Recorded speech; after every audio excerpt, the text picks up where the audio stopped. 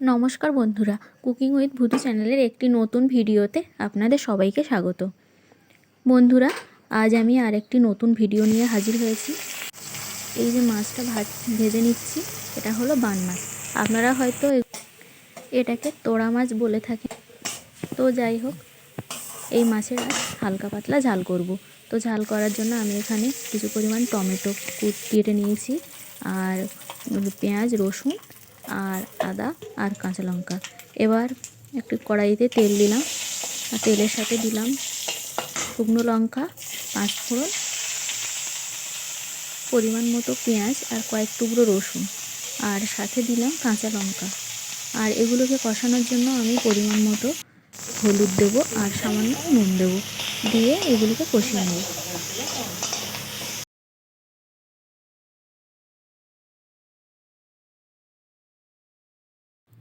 এবার অল্প করে আদা কুড়িয়ে দেব। এবার এগুলোকে কষানোর জন্য এর মধ্যে অল্প সামান্য পরিমাণ জল দেবো, যাতে এগুলো সিদ্ধ হয়ে যায়। দেখুন, সিদ্ধ হয়ে গেছে, তেলও ছেড়ে দিয়েছে। এবার আমি এর মধ্যে যে কেটে রাখা যে টমেটোগুলো ছিল, সেই টমেটোগুলো দিয়ে কিছুক্ষণ সিদ্ধ হওয়ার আগে পর্যন্ত কষিয়ে নেব।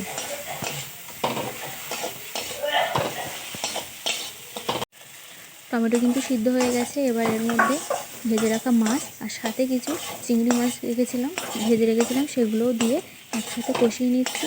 এবার আরেক দিকে একটা পাত্রে জল গরম করে রেখেছিলাম, সেই জলটা এর মধ্যে অল্প পরিমাণ মতো দিয়ে দেবো।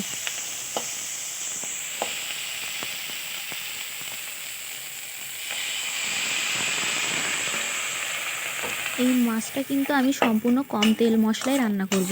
যতটা কম তেল মশলায় রান্না করা যাবে, ততটা এই মাছটার স্বাদ পাওয়া যাবে আর খেতেও ভালো লাগবে। 2 রকম মশলা দেবো, অল্প অল্প করেই দেবো। দেখুন, আমার ঝোল ফুটে গেছে। এবার মশলাগুলো দিয়ে দেবো।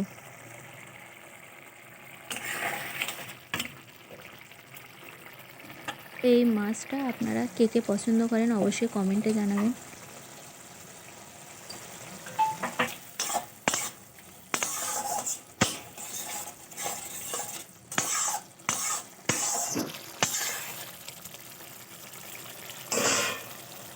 আমার কিন্তু রান্না কমপ্লিট হয়ে গেছে। এবার এটা নামিয়ে দেব। তো এই রেসিপিটা কেমন লাগলো অবশ্যই কমেন্টে জানাবেন, আর ভালো লাগলে লাইক, কমেন্ট, শেয়ার অবশ্যই করে দেবেন। আর নতুন বন্ধুরা সাবস্ক্রাইব করে দেবেন, আর নিজেদের বন্ধুদের সাথে শেয়ার করে দেবেন। তো ভালো থাকবেন, সুস্থ থাকবেন, আর কুকিং উইথ ভুতু চ্যানেলের ভিডিও দেখতে থাকবেন। টাটা।